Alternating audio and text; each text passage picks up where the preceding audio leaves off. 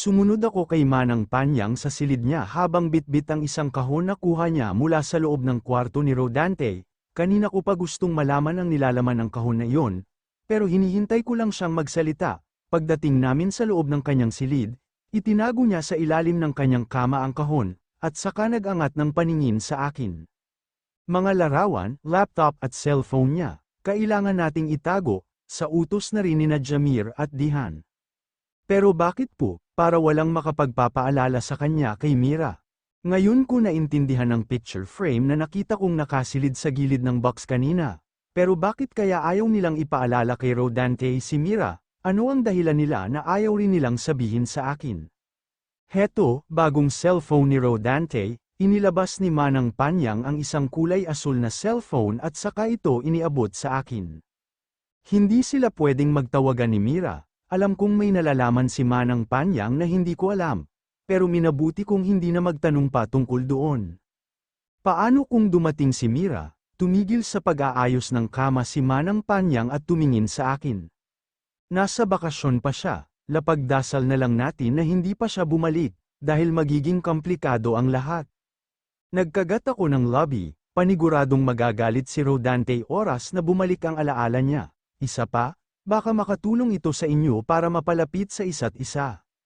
Natigilan ako sa pag-iisip at napatingin kay Manang Panyang sa kanyang sinabi, isang pamilyar na kirot ang naramdaman ko sa aking puso, umiling ako, ayaw kong e-entertain ang idea na yon. Hindi, Manang, hindi na yun mangyayari, malungkot niya akong tiningnan, pero wala siyang nagawa ng determinado kung sinalubong ang mga tingin niya, nagpakawala siya ng hangin bago muling lumabas. Gabi na at katatapos lang magluto ni Manang Panyang ng hapunan, karga ko si Kuting sa mga braso ko at marahang hinahaplos ang ulo nito.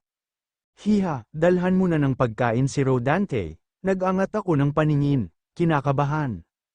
Ako po, oo, hindi yun makakabangon, masakit na masakit ang ulo niya, pinilit nga lang niya bumangon kanina para mapuntahan ka sa kwarto mo. Ngumiti siya ng banayad kaya tumango na ako. Matapos ay lapag si Kuting, kinuha ko ang tray ng mga pagkain at saka umakyat sa silid ni Rodante. Pagdating sa tapat ng pinto ng kwarto niya, ilang sandali pa akong natulala, nanginginig ang mga paa ko sa kaba, namamawis ang mga palad ko sa mga eksenang tumatakbo sa isipan ko. I took in a deep breath and knocked on the door.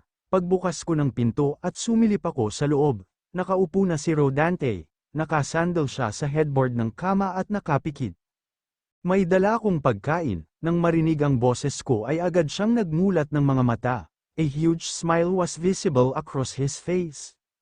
Asawa ko, naupo siya ng maayos kaya lumapit ako para ibigay ang tray ng pagkain. Ang sabi ni Manang Panyang, alagaan ko si Rodante at huwag iwan, pero natatakot ako. Tatalikod na sana ako pero pinigilan niya ako sa kamay.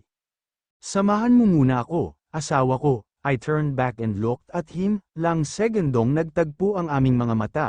Sa loob ng mga oras na yun, hindi nawawala ang ngiti sa mga labi niya. I nodded and sat down beside him, tinulungan ko pa siyang kumain hanggang sa natagpuan ko ang sarili ko na sinusubuan siya.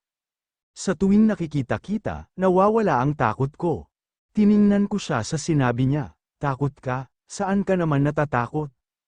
Sa sitwasyon ko, sa kalagayan ko, wala akong maalala, I can't even remember my name, pero ang pangalan mo, pamilyar sa akin. Natigilan ako sa pagsubo sa kanya, pangalan ko, Karel.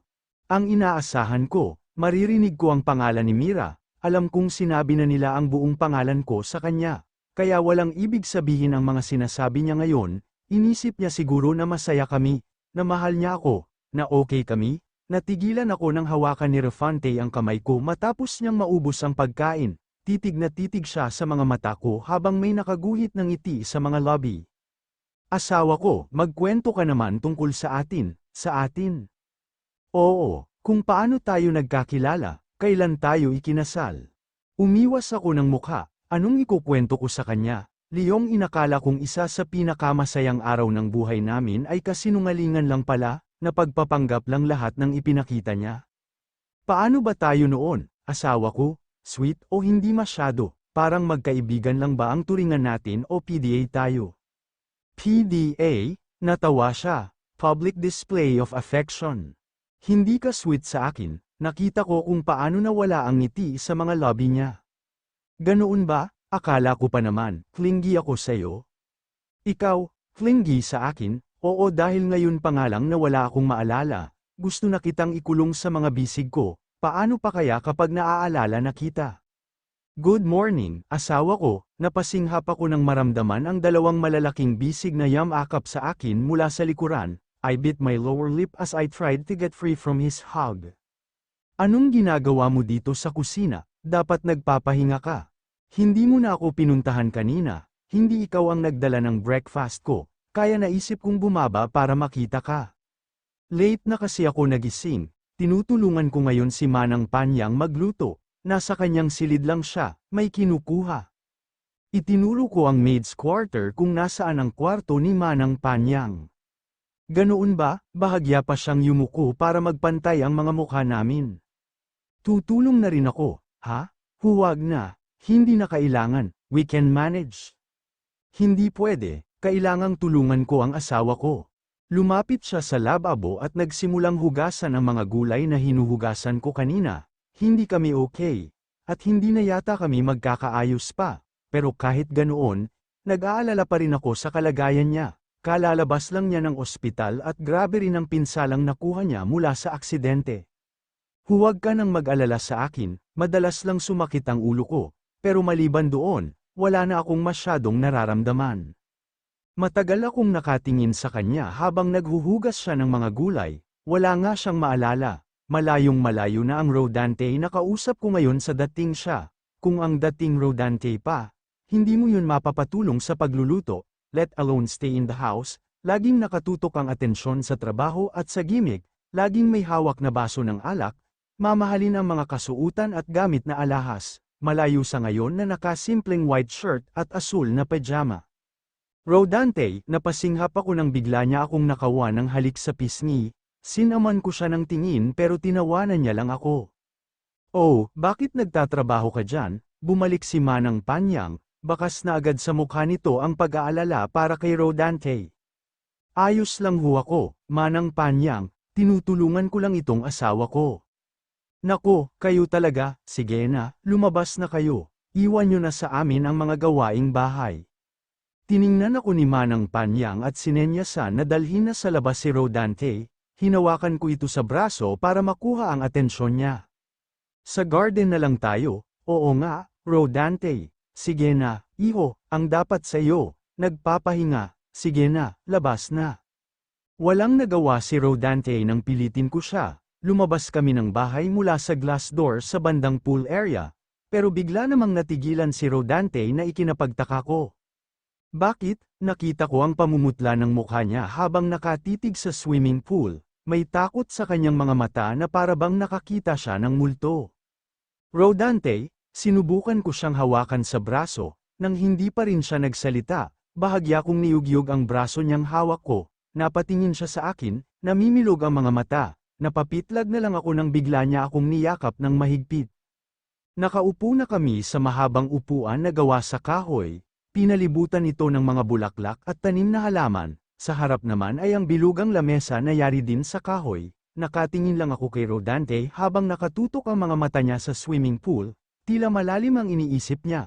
Maya-maya ay nagsasalubong ang mga kilay nito at napapahawak sa ulo na para bang may masakit doon.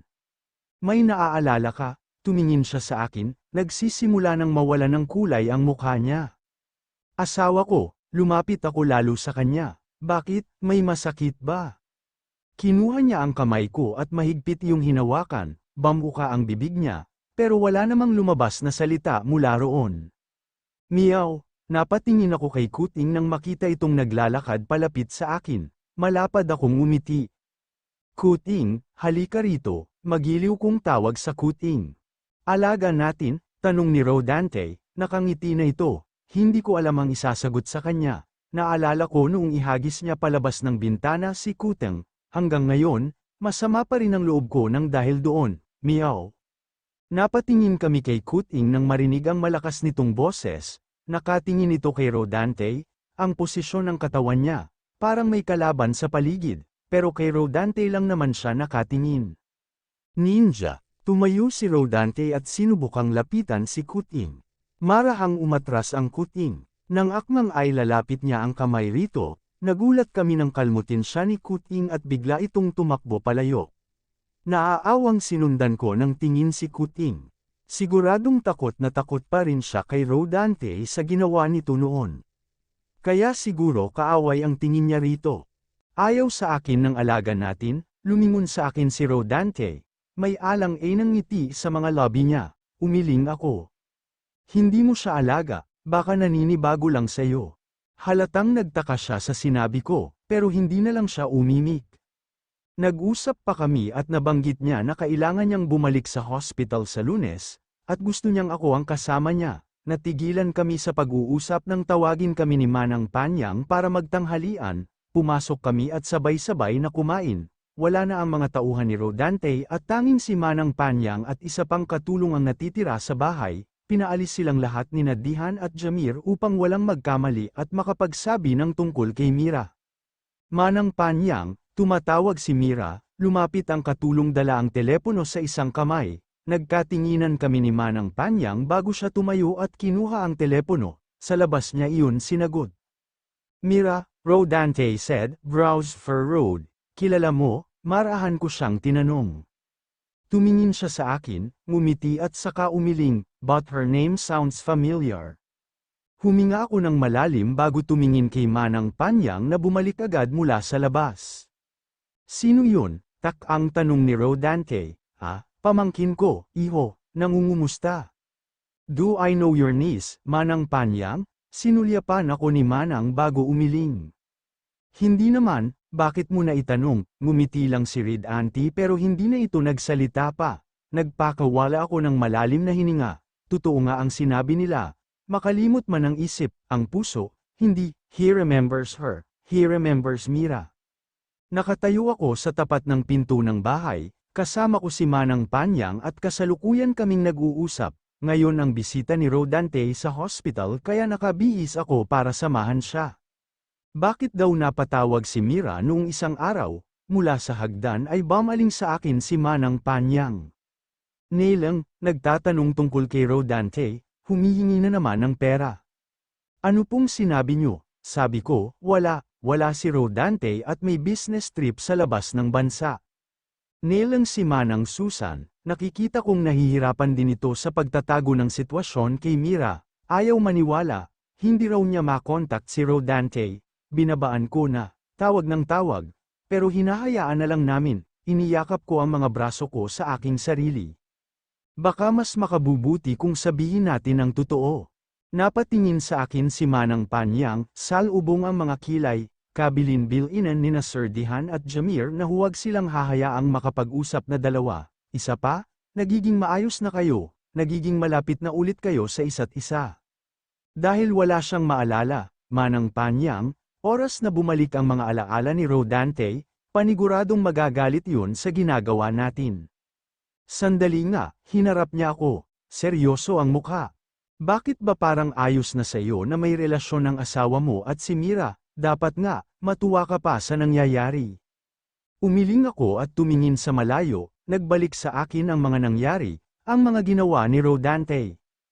Hindi na mangyayari yun, Manang Panyang, isa pa. Kapag bumalik ang mga alaala niya, maghihiwalay na kami ng tuluyan.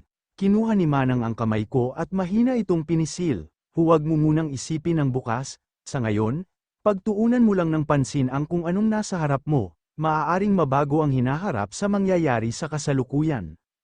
Natigilan kami sa pag-uusap nang marinig ang mga yabag pababa ng hagdan. Bumaba na si Rodante, nakasuot ng simpleng puting shirt at maong na pants.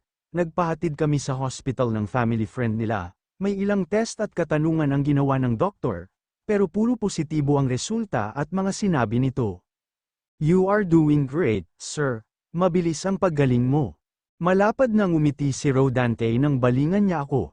He took my hand and gently squeezed it. Magaling mag-alaga ang asawa ko, Doc. Mabuti at maayos ang surroundings mo. Nakikita kong masaya ka. Sa ganyang kapasitibong kapaligiran, hindi malayong babalik agad ang mga alaala mo. Talaga, Doc, sa tingin niyo, maaalala ko na agad ang asawa ko? Napalunok ako sa mga narinig. Tinitigan ko ang mukha ni Rodante at kitang-kita ko kung paano manabik ang mga mata niya habang tinatanong yon. Sa mga pasyenteng may kaso na katulad ng sayo, ang positibong kapaligiran ay nakakatulong sa kanila na mas makaalala, lalo pat kasama mo ang iyong asawa, malaki ang maitutulong niya para bumalik ang mga alaalang nakalimutan mo. Smiling from ear to ear, Rodante looked at me again. Heard that, dapat lagi ka lang nasa tabi ko, help me remember everything. Everything, paano kung pati si Mira, matandaan na niya?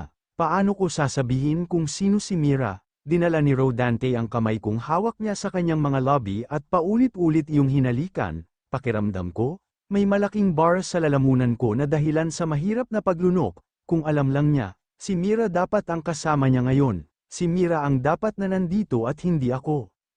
Palabas na kami ng hospital, tahimik lang ako habang walang tigil sa pagsasalita si Rodante. He was telling me how excited he was to remember about us. Lahat ng tungkol sa akin, gusto niyang matandaan. Asawa ko, bakit ang tahimik mo yata? Hamarang siya sa harap ko at masuyong hinaplos ang kabila kong pisngi. Umatras ako matapos ilayo ang kamay niya. Pagod lang ako, I wanna go home, pasensya ka na, ha? Pinilit pa kitang samahan ako. Hindi na ako sumagot pa. Nang huminto ang kotse na minamaneho ng driver ng kapatid niyang si Dihan, hindi agad ako nakasakay nang makatanggap ng tawag sa cellphone ko. Nagtaka pa ako nang makita ang pangalan ng tumatawag sa akin. It's Norman. Hello, Karel, are you busy right now? No. Why? And why is your voice like that? Did something happen to Denise? She's fine. I need your help. Malakas ang kabog ng dibdib ko nang mahimigan ng matinding pag-aalala ang boses ni Norman. Something happened to my sister. I know it.